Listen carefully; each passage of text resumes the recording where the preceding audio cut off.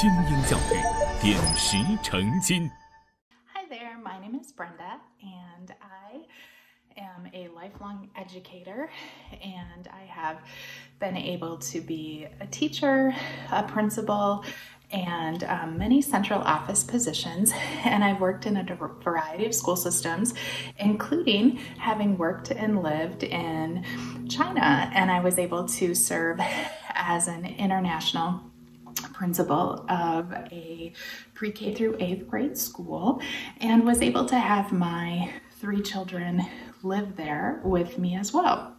One of the pieces that has been on my family and my mind lately, and frankly should be on all of our minds, is the hate crimes and extreme racism that is being shown in the United States and demonstrated towards our Asian American citizens that are living here in the US. I don't need to tell you of the uptick in violence and racism and criminality that we have seen targeting Asian Americans. While this has definitely intensified, in my opinion, I believe that this racism against Asian Americans has always been there. I remember way back in the year 2000 when I had started my teaching career, and I was a first grade teacher in St. Paul, Minnesota, and I was at an all-Hmong charter school. And at that time, St. Paul was having definitely the opportunity to have a number of Hmong families that had recently immigrated, and lots more Hmong families that were coming into the area.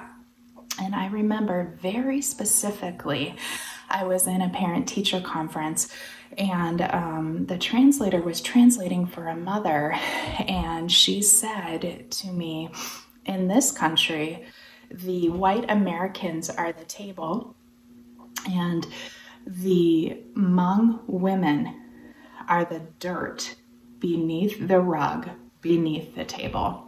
And that has forever struck me and resounded to me. Obviously, over 20 years later, I can recall that story just as if it was yesterday. And one of the pieces that really strikes me and my family was, as we first saw COVID-19 began to infect China, it was very alarming to us because we had lived there, we had worked there, and we saw the streets of Beijing and Shanghai, the very streets we had been in, which were usually hustling and bustling, to be desolate. And we saw and talked to our friends, Chinese and expat friends that were in China, and that hit during the new year, and we saw how crippling that virus was, and my children were just glued to social media and glued to the TV because, unlike those of us here in America, my family and I knew the devastation that was being caused in China because we could see it. We could relate to when we had lived there. As the virus began to spread and to come to places in America, we were very alarmed and disappointed by the rhetoric that former President Trump was having and the extreme racism. So while I do believe that it has definitely become more violent, I do believe that violence has been stoked and frankly encouraged by the former president. It's very interesting. Having lived and worked in China, our family is extremely, when we think of China, there's always a place in our hearts, and we're extremely sensitive and alert to stories and incidences of hate crimes towards Asian Americans. And there was one specific situation that happened that I, as a mom, really learned from. My 8-year-old daughter started back to school in person a few weeks back. and she likes to walk to and from school by herself because she is a big girl. She's a third grader, so it's a big deal to her.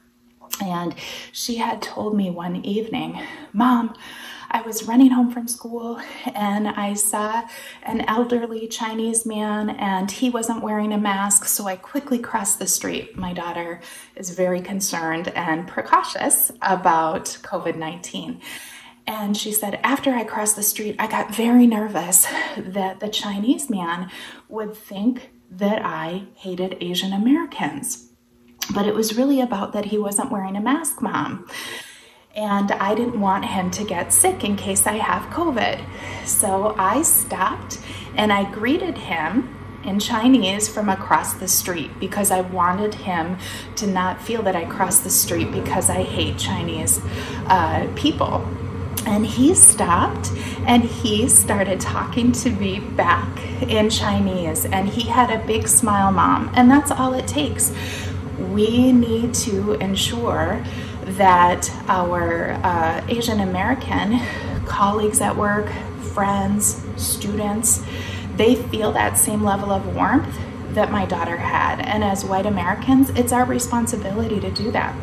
It's our responsibility to stop and think about for a moment, as simple as when I crossed that street, how did that make that person feel? Did they think I was anti-Asian American?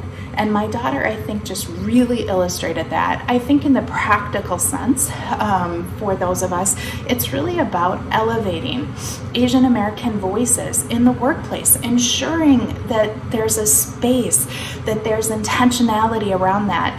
We hire diverse individuals, diversity in culture, diversity in language, diversity in race, diversity in gender. We hire that for a reason, but oftentimes that diversity is then not elevated and not valued in the workplace. So how do we really elevate the voices of our Asian American colleagues and make sure that as white Americans, we are intentionally doing that. Also for our students, we have a pretty big focus, which we should, on looking at the American history through the perspective of African Americans. We also need to elevate that through the perspective of Asian Americans. And even that name, Asian Americans, really looking at what does that encompass? Taiwanese, Chinese, Japanese, and so on. And I think in this country, we paint with such a broad brush that we just think Asian. And that is a huge continent and such rich diversity within Asian Americans. And we really need to celebrate that, understand that, and really promote that. And also standing up to violence against Asian Americans. And I'm not talking about violence where you're seeing someone being attacked at a bus stop. Of course, that is something where we immediately call the police, we intervene as much as possible that we can, and we get that person help. But it starts small. It's when someone says a racist connotation at work, or it's when Trump is referenced about calling the COVID-19 virus something that is targeting in a very negative way China or Chinese people, and putting a stop to that, saying that is not okay with me, that is racism. It's also about patronizing Asian American businesses. As we think about that, where do we get our food from? Where do we get our nails done? Where do we go for grocery shopping? And just really putting ourselves into those spaces and being allies and really learning more. And I think as a white American, having lived in China, I know that sometimes those spaces for us can be uncomfortable, but I think that it's essential to learn more and to place yourself in that space. And as a white American, We are not worried about being attacked, being the target of a hate crime because of our race, because of our culture, because of our ethnicity. And that's something that we take for granted. And it is essential that we stand up to that and that we look out too for those places of hate crimes, and we speak against it. We donate to organizations that are speaking out and taking action on it. And I think that it's just something that we all have to be conscious about and really dive into. There has been a lot of struggles around race in this country, and I think sometimes when we think of race and elevating those questions, people think of Black Lives Matter. We don't have to choose.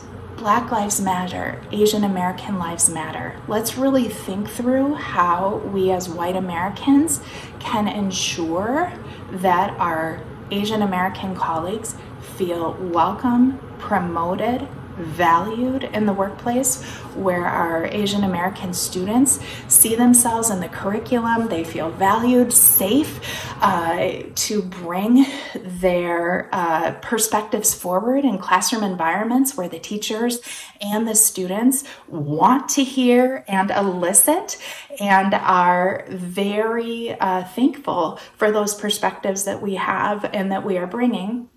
And thirdly, really insisting on calling out that racism when we see it, when it's something that we hear, rhetoric that someone repeats of our former president. Put a stop to it. Make sure that that person saying it and everybody else around knows that you do not support it.